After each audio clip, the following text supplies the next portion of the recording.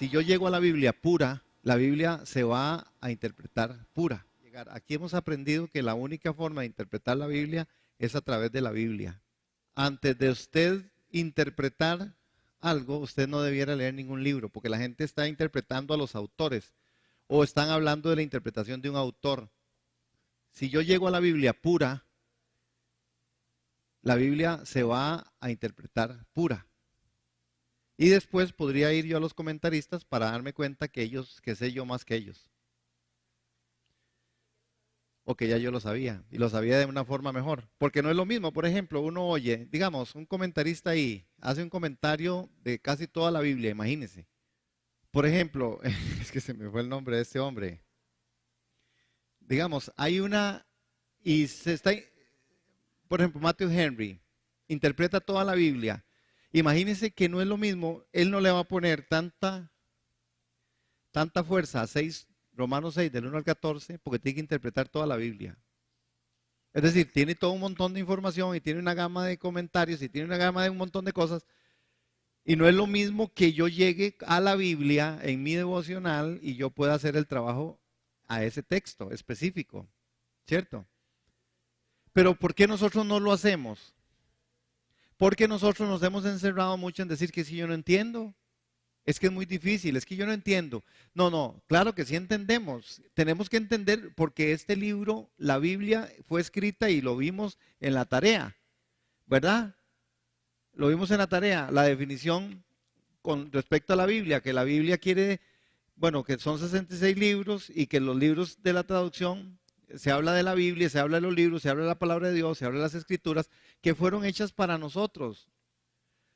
Dios no hizo esto con una excepción, es para algunos. No, está bien, podríamos hablar de que hay biblistas y que hay comentaristas y que hay exégetas y que hay... Sí, ellos se ocupan de otras cosas. Cuando hablamos de nosotros, estamos hablando de que yo puedo llegar al texto sagrado y Dios me puede hablar a mí a través de la palabra, si tengo una actitud correcta, si tengo fe y si tengo algunas herramientas básicas que tampoco son nada del otro mundo, como un diccionario bíblico a la par, como 2 o 3 Biblias de diferente perfil, tal vez yo no le voy a poder sacar la raíz del griego o del hebreo, o tal vez yo no voy a saber qué significa, no sé, pistis o qué significa, etcétera. Pero por lo menos dentro de lo básico. Y ahí es donde yo creo que como pueblo de Dios nos hemos quedado cortos. Entonces, como eso es, interpretar es un asunto que a veces lo hemos puesto tan allá, es para algunos. Y entonces lo que hemos hecho como pueblo de Dios es sencillamente escuchar. Claro, vea, si usted se pone a ver, la gente atrás, no, antes no habían tantos comentarios. Ahora usted va a es una cosa, pero es una cosa espantosa. Espantosa digo yo, porque usted entra a una librería y usted ve 50,000 libros, de todos los tipos, tamaños y colores, de todos los autores habidos y por haber. Y pareciera que todos tienen la razón. Y ni uno solo de estos que escribe tiene la razón. La única que tiene la razón es la Biblia, interpretada a la luz del Espíritu Santo. Entonces, si lo que ellos dicen está casado con la Biblia, pero otra vez, la gente quiere ahorrarse el asunto de la Biblia. A nosotros nos gusta que nos den la comida hecha, que es lo que normalmente se hace, ¿verdad? Porque no es lo mismo el que leyó el Quijote que el que le pidió el resumen al que estuvo el año pasado en cuarto, ¿verdad? Sí, pero están engañados. Es un engaño. Es un engaño si yo no sé interpretar la palabra. Y la palabra está para ser interpretada con las reglas hermenéuticas o con las reglas de lo que definimos como entender y explicar. Ahora, un texto lo puede usar, ¿verdad? Porque estamos hablando de bautismo, por ejemplo, en ese texto, pero aquí estamos hablando también, Pablo está hablando también de otro tema. El punto no está, es que la palabra por eso es viva y eficaz. De Juan 3:16 usted podría rescatar todo un montón de aspectos y poder compartir, ¿verdad? Un montón de cosas, ¿verdad? Pero el asunto está en que yo lo esté entendiendo y lo esté interpretando de una forma adecuada. Hermanos, esto no es nada del otro mundo, es un asunto en el que nosotros como creyentes no nos hemos querido poner las pilas en esto. Porque, por ejemplo, uno lo ve, ¿cuánto dura usted haciendo este trabajito o la tarea? O preguntarle a alguien sobre esto o lo otro, ¿verdad? Pero a veces no lo hacemos. Entonces, una de las cosas terribles es que usted siga viviendo y yo también por lo que solo oímos. Porque posiciones doctrinales y teológicas han salido de gente, oye, que solamente se oyó decir algo y a usted le gustó y a usted le pareció que eso decía la Biblia. Pero usted no llegó a la Biblia a estudiarlo. Usted no le preguntó al Señor si la interpretación y la aplicación de esa palabra era específicamente para usted y para ese momento. Porque hay cosas que son muy generales. Pero, por ejemplo, ¿cómo podemos nosotros decir qué es cristianismo hoy? ¿Qué es el cristianismo? Porque cuando usted va y habla con las personas, cada persona tiene su forma de ver cristianismo. Cada persona tiene forma de ver diezmo, tiene el bautismo, cada persona tiene de ver el día de reposo. Es decir, y todos piensan tener la razón. Pero otra vez, ¿quién tiene la razón? La Biblia. No la tengo yo, la tiene la Biblia. Y porque a veces, por eso habla de los engañadores, de falsos maestros, porque es el mismo texto, ¿verdad? El mismo texto, y casi dice lo mismo, pero se mete la parte que yo quiero. Y de esto, entonces decimos, así es que nosotros somos bautistas. Y como somos bautistas, a nosotros nos interesa mucho el tema sobre el bautismo, entonces levantamos eso. O como somos pentecostales, entonces levantamos esa otra parte. Y como somos asambleas de Dios, y como somos, por eso nosotros somos independientes. Por eso, depende de cómo, del mover. Entonces, metemos a la escritura y le ponemos el mover. Le ponemos el mover encima, ¿verdad? Y agarramos el texto pensando en eso. Ustedes han oído las radios, no importa cómo se llamen, cuando van a hacer una maratónica, agarran un texto y le meten el objetivo de lo que va a hacer. Y es mentira, el texto no dice eso, pero la gente se lo traga. ¿Por qué se lo traga? Porque no lo estudiamos. Pero la gente es que también es por eso, porque la gente no quiere, la gente no quiere sana doctrina. Yo oí a un hombre un día de estos decir, es que en esta iglesia hay muy buena sana doctrina. Y cuando yo lo oigo a él decir eso, y lo que él está diciendo de un texto, yo digo, eso no es sana doctrina. Yo no soy un máster en esto. Pero con solo oír yo decía, no, ese texto no dice eso. Ese texto él lo está aplicando para decir, vea como si tenemos una muy buena sana doctrina. Entonces, la gente se confunde porque piensa que ¿quién es el que tiene la razón? La Biblia. La Biblia es la única que tiene la razón. No, no es nadie.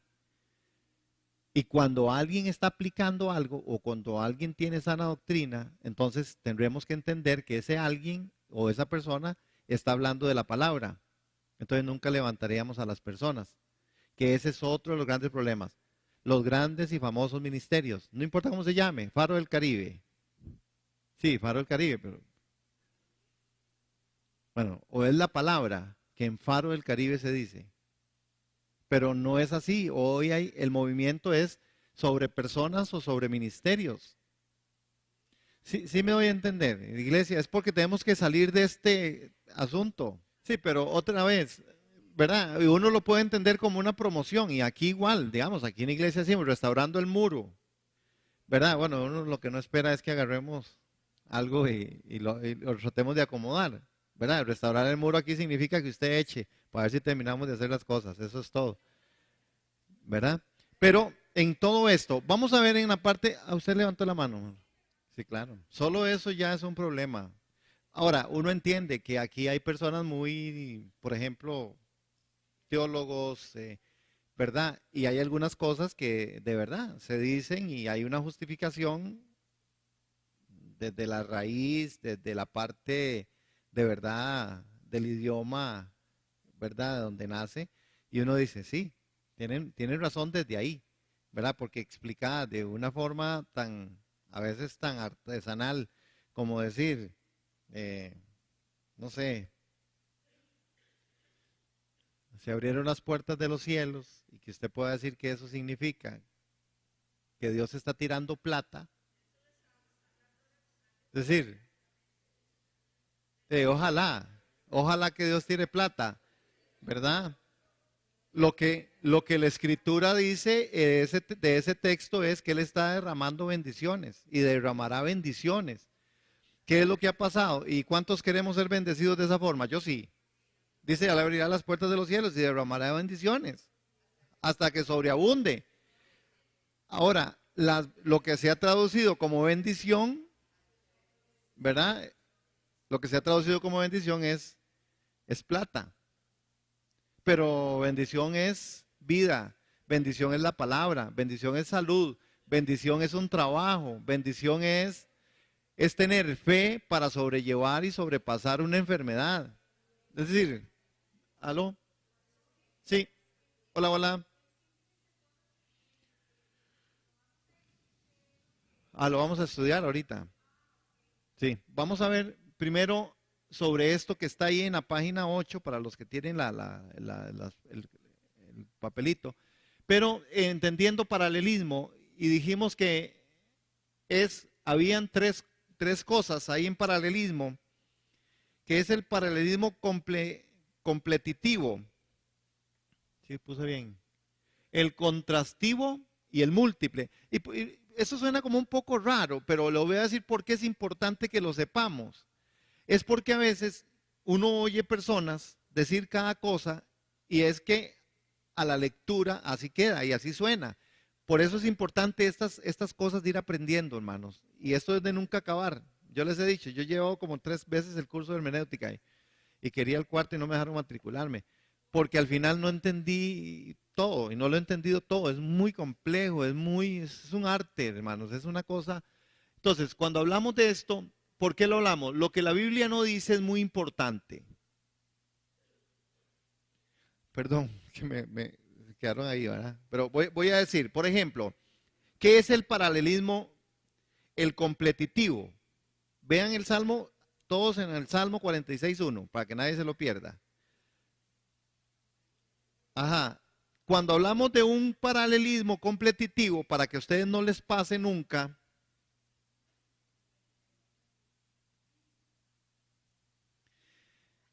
dice así: Dios es nuestro amparo y fortaleza, nuestro pronto auxilio en las tribulaciones.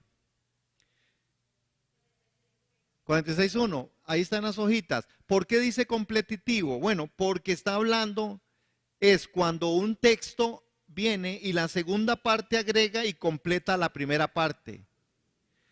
Es decir, si yo quiero agarrar e interpretar este textito de 46:1, Dios es nuestro amparo y fortaleza, yo no podría agarrar y decir, vea hermanos, vea, es que Dios es nuestro amparo y fortaleza. Pero no solo eso, no, es que Dios es el pronto auxilio en las tribulaciones. Al final yo estoy diciendo lo mismo. El texto lo que dice es, Dios es nuestro amparo y fortaleza, y también es el auxilio en las tribulaciones. Él está en la segunda parte, lo que está haciendo es afirmando lo que la primera parte dice. Ahora, ¿por qué aprender esto? Le voy a decir por qué. Porque muchas veces uno escucha o uno mismo a veces hace cortes donde no se tienen que hacer los cortes, ¿verdad? Y si es por enseñanza no sería un problema. El asunto es que algunos textos, ¿verdad? En la aplicación, en medio de la comunidad de fe o en medio de la vivencia, hay gente que de verdad corta y agarra lo que le conviene. Y hay que entender que estos son principios de reglas hermenéuticas, y no solo hermenéuticas, sino del mismo idioma, ¿verdad? Que nosotros no podemos cortarlas, no podemos quitarlas. Esto dice, Dios es nuestro amparo y fortaleza, nuestro pronto auxilio en las tribulaciones. Entonces, vean el otro, el contrastivo. ¿Qué dice? Proverbios 27:6. Fieles son las heridas del que él ama, pero importunos los besos del que aborrece. El primer pensamiento se pone en contraste con el segundo. Entonces, es de contrastes. La Biblia es de contrastes y nosotros tendríamos que verlo también así, porque en la primera parte lo que está diciendo que Dios es es el fiel, fieles son las heridas del que ama, pero importunos los besos del que aborrece. Es decir, es una contradicción, pero, ¿verdad? Es solamente por un asunto idiomático o de regla de paralelismo contrastivo. Pero no es porque Dios es fiel, son las heridas del que ama, pero inoportuno es el beso del que aborrece. Es decir, uno podría decir en este texto, bueno, pero ¿qué es entonces? Y cuando yo estoy, por eso hay mucha gente que no lee ciertos libros de la Biblia, porque son muy complicados, ¿verdad? O alguna gente que le tiene miedo a Apocalipsis, ¿verdad?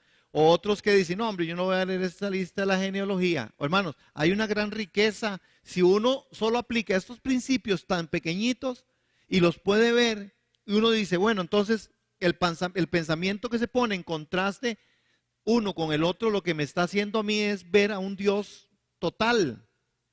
Es decir, yo tengo que ver a Dios que Él es fiel, son las heridas del que ama, pero inoportunos los besos del que aborrece.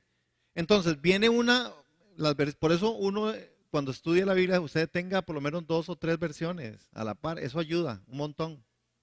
Un montón, porque te aclara un poco de cosas. Y el tercero es el múltiple, ¿verdad?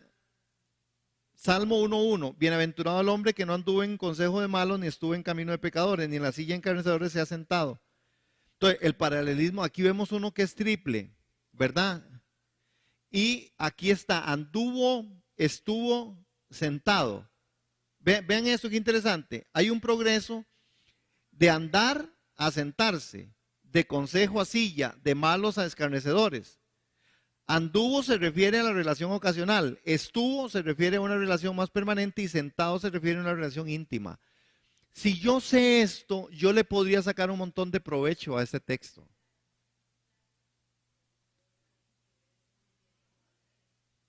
Es estudiando.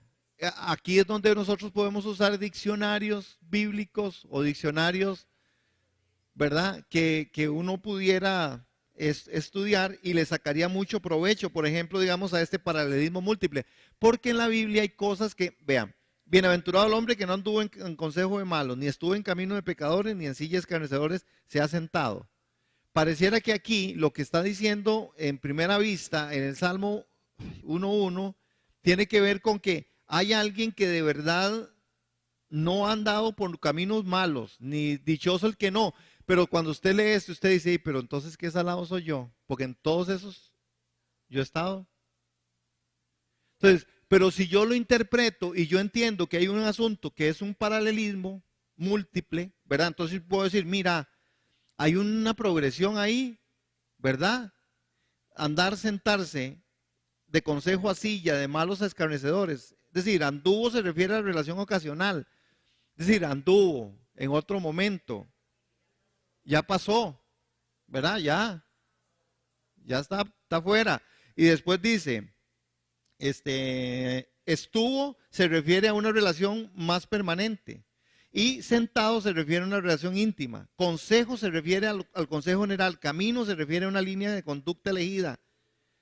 La silla se refiere a una mentalidad establecida. Malos y pecadores se refiere a los que son pecaminosos, pero que no se oponen abiertamente a la verdad, mientras que escarnecedores se refiere a los que abiertamente se burlan de las cosas de Dios. Entonces, si yo me aprendo esto, o yo sé esto y entiendo eso, que para usted podría decirse hoy, no, hombre, eso es muy complicado. Hermano, esta sería una de las grandes responsabilidades que nosotros tenemos si queremos estudiar la Biblia. Y esto usted se lo encuentra en un diccionario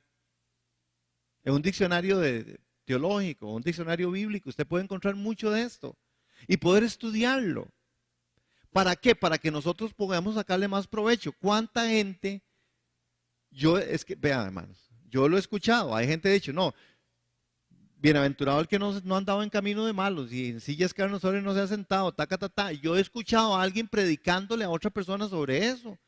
Como más o menos diciendo, salado usted que está ahí, pero yo estoy aquí. Pero ese texto dice, no, bienaventurado es Entonces, ¿quién es el bienaventurado? Aquel que ya no caminó en eso, el que ya no anduvo en eso, el que estuvo en eso, pero ya no está. Pero ¿por qué entonces no presentamos el evangelio de esa forma? Decirle a alguien, vea, usted estuvo en camino, yo estuve en camino de pecadores, yo estuve en camino de malos. A mí la Biblia me dice en ese salmo que hay un paralelismo, ¿verdad? Que es múltiple, en el cual yo puedo decir, yo estuve en eso, yo hice eso, pero ahora usted puede estar aquí también, porque Dios también le va a dar a usted esto. Evangelizaríamos de una forma diferente y sería algo distinto. Bueno, lo que la Biblia nos dice es muy importante. Por ejemplo, en Deuteronomio 29:29, y creo que también está eso. ¿Por qué lo que la Biblia nos dice también es muy importante, hermanos? Bueno, porque al final es que es Dios el que viene y eligió las mismas palabras de la Escritura, y cada detalle es importante. Y si Dios no dijo algo en la Biblia es porque Él no deseó decirlo y no es necesario saber esa cosa en particular. Pero hay personas que se encargan en esta vida de tratar de decir lo que la Biblia nunca dijo. Entonces, al final es, hermano, vea, si la Biblia no le dice a usted qué tipo de cuerpo va a tener usted y qué es el cuerpo glorificado, porque hay gente, hermanos, que se encierra en eso y entonces piensan que sí, voy a ser distinto, no lo dice, hermano. No, su cuerpo será glorificado, le veremos tal como Él es, punto. Pero hay gente que se turba en esto, hermano, que no se darán en matrimonio ni se casarán. ¿Por qué? Entonces, ¿de dónde saca la gente que entonces lo voy a ver allá y que me voy a ver por aquí y por allá y que seguro lo ve? ¿Usted sabe qué terrible es? Entonces, usted se divorció con aquella mujer allá, pues no la quería, o con aquel hombre y lo va a ver en el cielo. Es que eso es lo que la Biblia no dice, y lo que dice la Biblia con respecto a eso es lo que nosotros debiéramos de tener. Dios nos bendice. Yo quiero rayar en esto. Dios nos bendice, hermanos, de muchas maneras, ¿verdad? Pero ¿por qué entonces por qué yo no me siento bendecido si yo no tengo lo que yo quiero? El carro, la casa, ¿por qué? Si la Biblia no dice eso. No dice que es el carro y que es la casa. ¿Podría ser el carro y la casa? Sí. ¿Podría ser mucha plata? Sí. Pero no quita la bendición. Entonces hay mucha gente que vive en direcciones equivocadas en la vida espiritual, exactamente por andar tratando de buscar lo que no tiene que buscar. Sí, amén. Por ejemplo, es por tanto incorrecto edificar la doctrina por medio de lo que está ausente en la Escritura, hermanos. Vea, en Génesis 2:3 dice, y Dios bendijo el séptimo día y lo santificó, porque en él reposó de toda la obra que había hecho en la creación. Eso es lo que dice. Es decir, nada es dicho más allá de esto. Ahora, la Biblia no dice que Dios dio el sábado al hombre en ese momento. Sin embargo, los adventistas y otros que guardan el sábado, hoy en día afirman que los hombres guardaban el sábado desde el principio. Eso no dice. Y ellos tienen sus rótulos y sus pantallas enormes y sobre eso trazan toda su doctrina y sobre eso trazan todas las cosas, hermanos. Entonces, nada dice esto. Eso es lo que hemos dicho. ¿Se acuerdan aquella palabrilla? En vez de exégesis es iségesis o iségesis. Es decir, el leer doctrina en el silencio de la Biblia en lugar de permitir que la Biblia hable naturalmente por sí misma. Es decir, de hecho, Dios dice claramente que Él primero dio el sábado a Israel en el desierto y que es una señal entre Él y Israel. Éxodo 31:13 y Nehemías 9:14.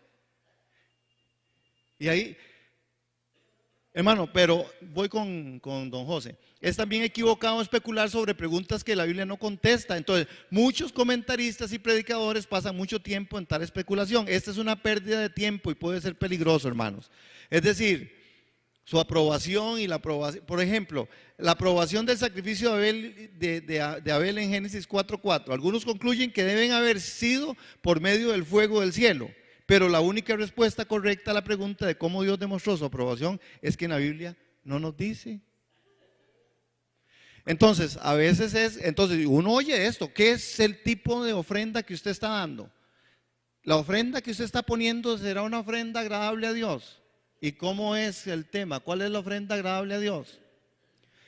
Y yo oigo gente decir, es que vea, la ofrenda que presentó aquel Abel y la que presentó Caín, y esto no fue, y la que sí fue esta. Entonces, si usted trae aquí, eso es una ofrenda buena, pero si usted lleva para allá, eso es una ofrenda mala.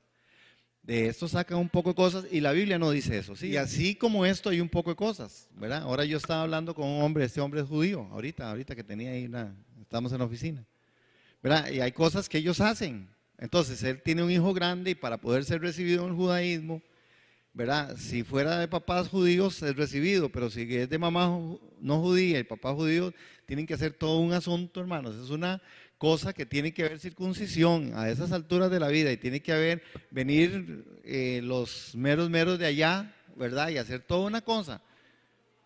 Pero ellos lo creen así y así lo hacen. Si no, no lo reciben. Bueno, hermanos, entonces, por eso estamos hablando de paralelismo. Yo no vamos, porque tengo que entrar a la otra parte, que es en Gálatas 6, del 1 al 14. Ok, en Romanos 6, 1, 14, es uno de los capítulos, hermanos, más difíciles de interpretar en toda la carta.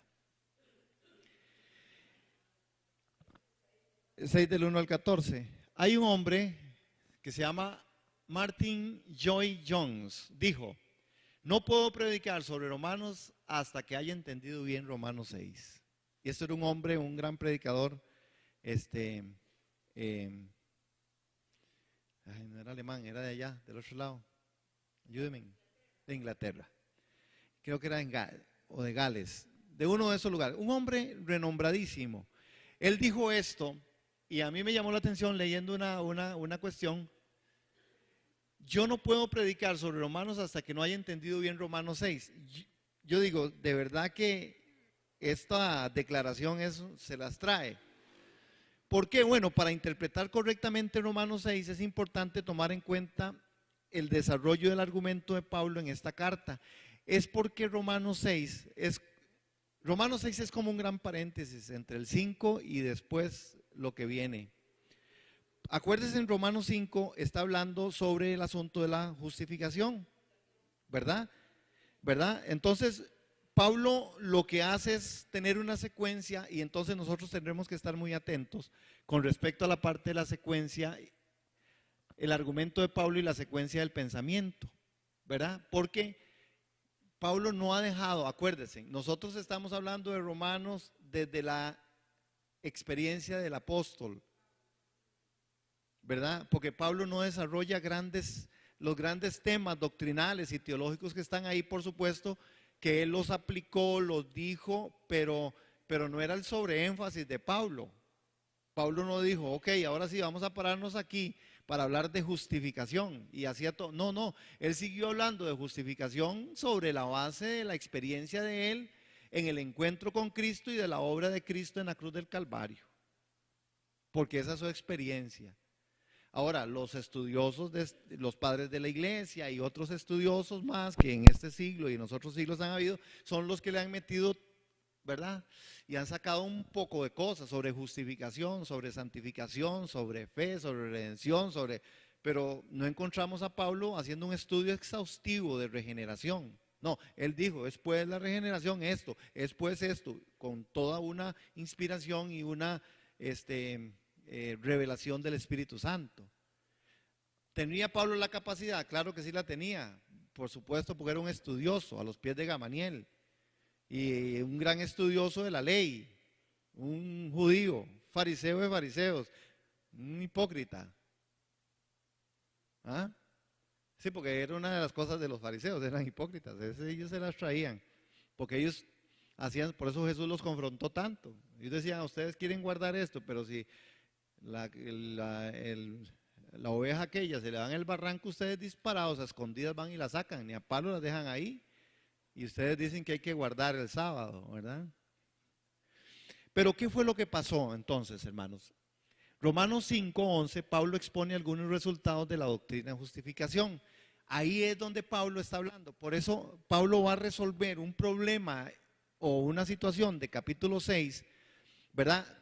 Pablo expone algunos de los resultados o frutos de la doctrina de justificación por la fe, que después va a tomar y va a continuar en Romanos 8 del 1 al 39. ¿Se acuerdan entonces cómo empieza Romanos 8? Ahora pueden no ir una condenación, pero ¿cómo? ¿De dónde salió esto ahí? De 5.1. Porque 5.1 dice que justificados pues por la fe, tenemos paz para con Dios. Ahora ya no hay ninguna condenación para los que estamos en Cristo, por supuesto, porque Pablo ya venía haciendo todo un argumento.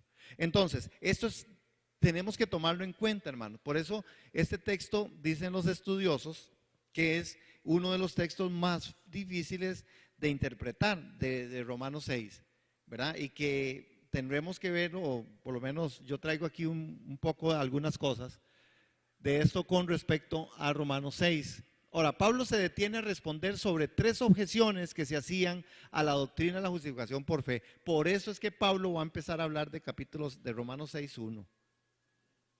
Él va a hablar de eso porque le hacen 3 objeciones. ¿Se acuerdan que habíamos estudiado que Pablo usaba un interlocutor? Que a veces parecía que era un judío o a veces un gentil, ¿verdad? ¿Sí se acuerdan de eso?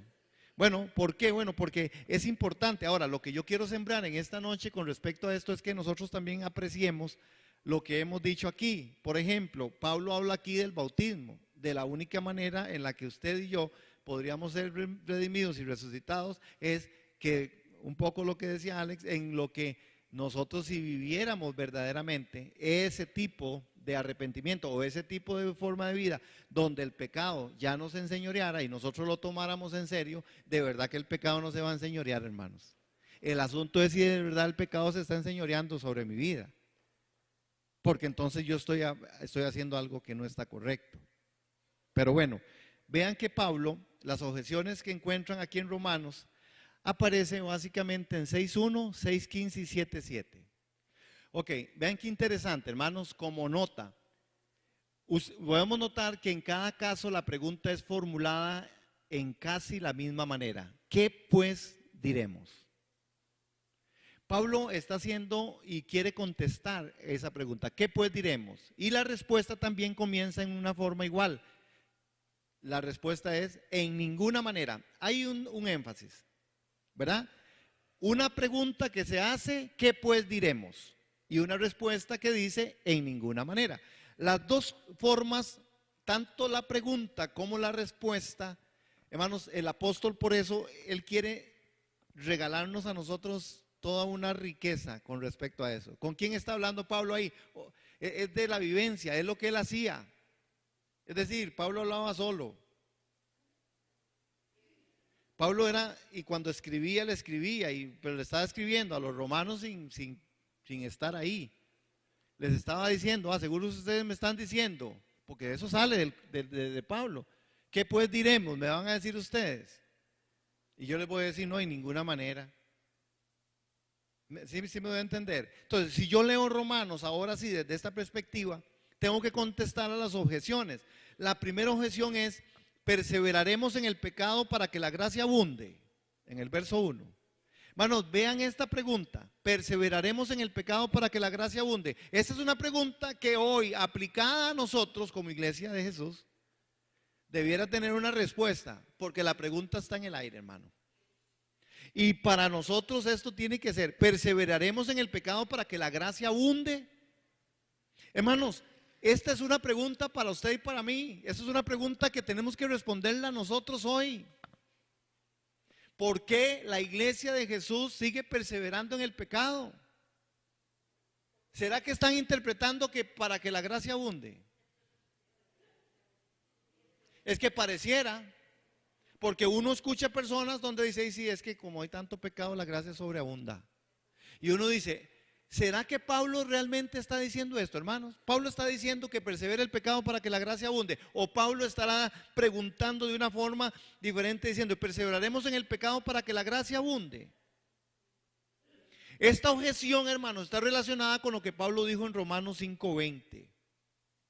Lean Romanos 5.20.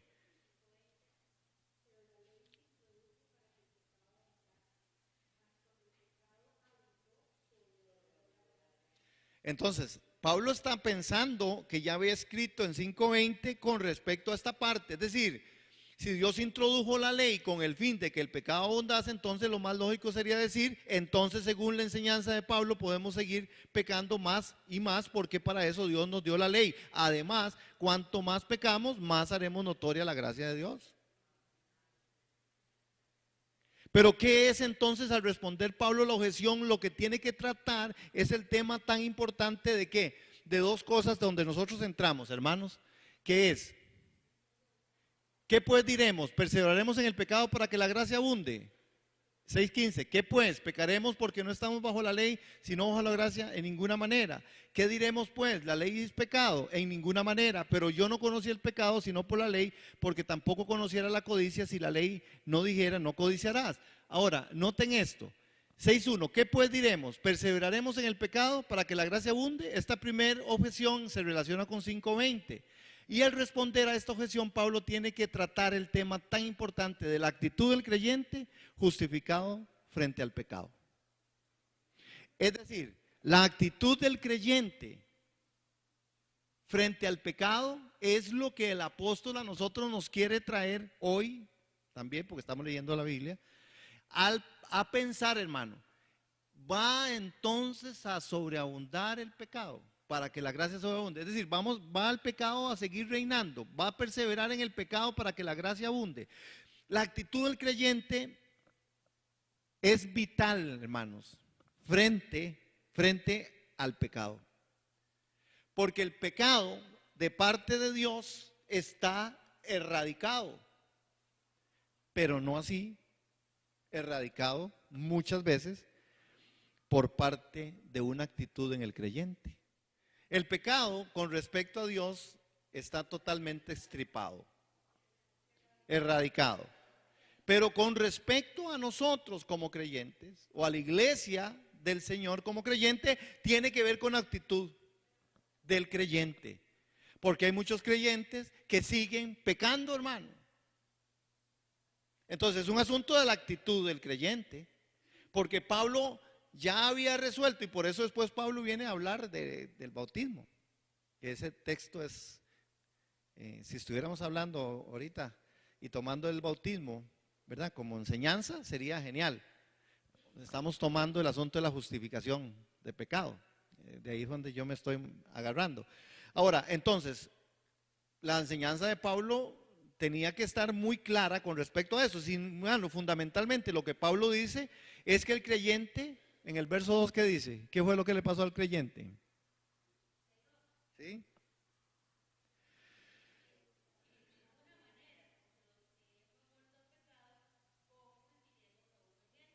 Es decir, Pablo dice, por lo tanto, usted no puede seguir viviendo en el pecado.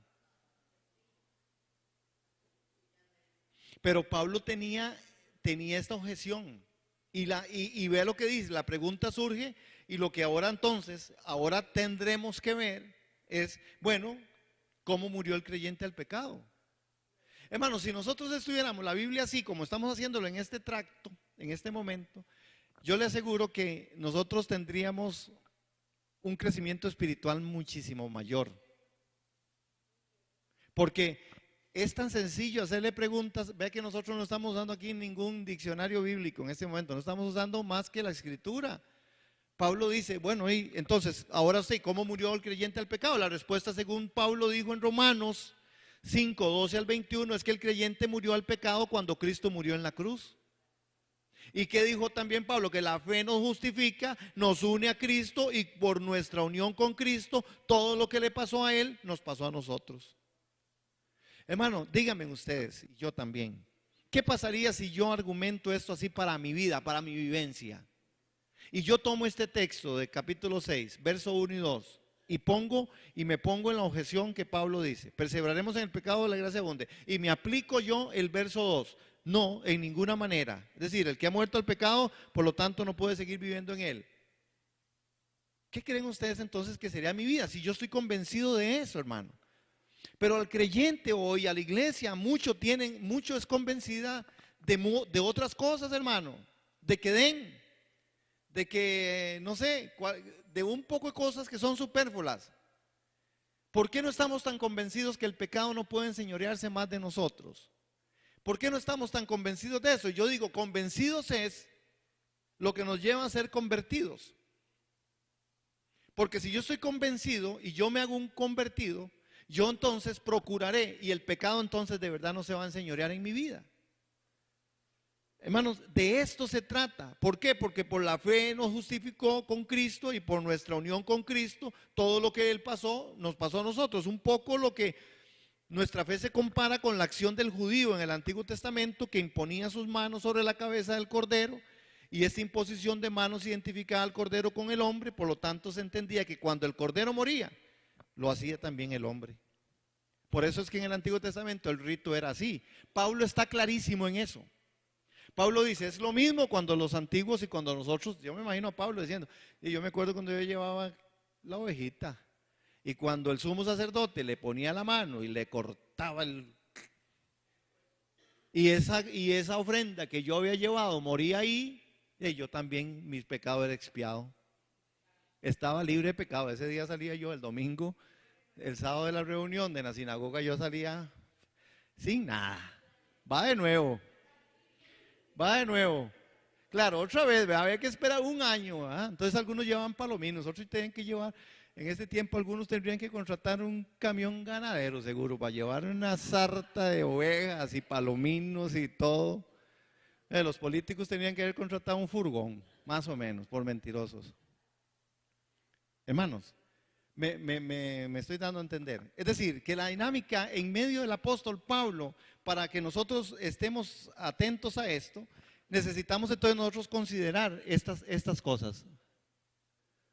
Fundamentalmente lo que Pablo dice es que el creyente ha muerto al pecado y por lo tanto no puede seguir viviendo en él. De aquí nace una pregunta: ¿cómo murió el creyente al pecado? Entonces, usted y yo lo que tenemos, hermano, lo que nosotros tenemos que estar convencidos es de que esa obra y lo que Pablo está haciendo aquí es decir, oiga, ustedes de verdad sí murieron al pecado. Hermano, pero vea, si hay algo, y yo lo digo, y me incluyo, ¿verdad? Que nos cuesta es entender eso. Entenderlo, dícese o interprétese como vivirlo. ¿Cómo cuesta, hermano? Porque es más fácil decir, no, es que yo no compongo a nada, no, es que yo soy un caso, no, es que yo soy, no, yo no, no, es que vea qué difícil, no, yo ahí voy poco a poco, no, pero es que, no, definitivamente no, mira lo que cuesta, y es que no, de verdad es que mejor yo me salí de eso. Alguien que me dijo un día, ay, mira, llamó tal persona, y le digo, ay, qué bueno, sí, ¿cómo está? Dice, y no sé, como era tan radical estando en medio de la iglesia, ahora es radical, entonces está al otro lado. Qué fácil se convenció, ¿verdad? De estar al otro lado es más fácil. Hermanos, hay mucha gente camino al infierno. Y necesitamos nosotros ver cómo hacemos con nuestras vidas, hermanos. Que esta noche nosotros nos veamos confrontados en medio de esta parte en donde el apóstol habla. Ahora, ¿qué es nuestra posición en Cristo frente al pecado? ¿Verdad? Es un poco lo que Pablo también, al ampliar su respuesta a esta primera objeción, Pablo enfatiza dos cosas. Nuestra posición en Cristo frente al pecado. Vean qué dice los versos del 2 al 10. Posición en Cristo frente al pecado. Sí, nosotros ¿cómo queremos resolver el pecado? Vean, nosotros queremos resolver el pecado no sobre esta posición. Nosotros queremos resolverlo sobre nuestra propia forma. Entonces yo digo, no, la verdad es que aquí, antes de seguir en este asunto del pecado, mejor dejo a esta mujer. O antes de seguir aquí, mejor me voy de aquí, de este lado. O antes de seguir en esto, mejor no vuelvo ni a la iglesia para no seguir pecando. Así es como muchas veces se resuelve. No, el pecado, la posición en Cristo frente al pecado, es lo que dice Pablo. Vean el verso 8. Yo quiero que lean el clave de esa sección es el verso 8. ¿Qué dice?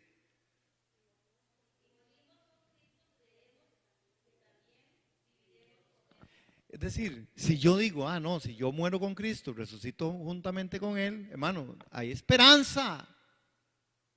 Esa es nuestra esperanza gloriosa.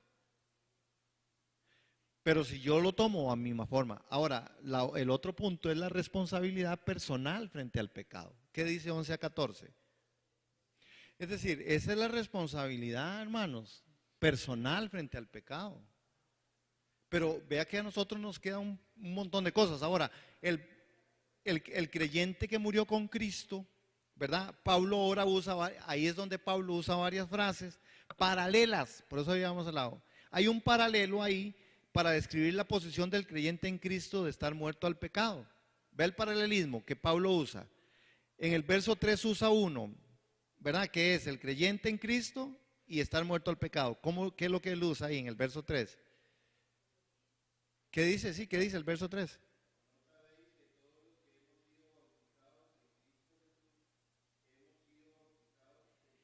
Es decir, ahora entonces Pablo está usando ese paralelo para describir una posición del creyente. Por eso él dice, no, los que hemos sido bautizados en su muerte, de verdad, los que hemos muerto, hemos sido bautizados en su muerte. ¿Cuántos de nosotros somos bautizados? Entonces usted dice, sí, pero en agua.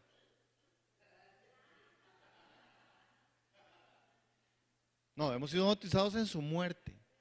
Y el bautismo en agua es una sombra, una tipificación de lo que realmente significaba morir en Cristo y resucitar a nueva de vida nueva. Y eso se lo enseñamos y hacemos una serie de enseñanzas en escuela dominical y toda la cosa, pero es la vida, hermano, es la vivencia. Otro paralelismo en el verso 4. Somos sepultados juntamente con Él, ¿para qué? Para muerte. Y después también usa otro paralelismo, plantados juntamente con Él en la semejanza de su muerte en el verso 5. Y nuestro viejo hombre fue crucificado juntamente con Él en el verso 6. Es decir, que Pablo argumenta y con estas frases paralelas describe la posición del creyente en Cristo. Por eso es tan importante, y aquí como iglesia siempre hacemos un gran énfasis en esto, de la importancia de saber quiénes somos en Cristo, qué es Cristo en nosotros y qué es la relación del cuerpo de Cristo. ¿Cuántos dicen amén? Ahora, ese es el énfasis de Pablo en casi cada verso de esta sección. Entonces, Romanos 6 tiene que verse desde ahí, pero ahora vamos a tener que seguir estudiando y no hoy, pero ¿en qué sentido hemos muerto como creyentes? Pablo contesta en dos maneras, en que hemos muerto al pecado y que también hemos muerto a otra manera. Pero esta realidad, por eso el apóstol cuando está escribiendo a los romanos, esa es la vivencia de él. Él ha muerto al pecado, él se siente claro, él entendía el Antiguo Testamento, él entendía la ley. Por eso él hace esa figura. Él dice, no hombre, es como cuando yo llevaba aquella oveja y esto era lo que yo sabía. Para él era claro. Ahora Pablo aquí está interpretando que ahora entonces ya no es llevar ahí, sino que el Cordero, que es Cristo, murió y por lo tanto él, estando en él, en Cristo, él también está muerto como aquella oveja que murió y el pecado se le quitó.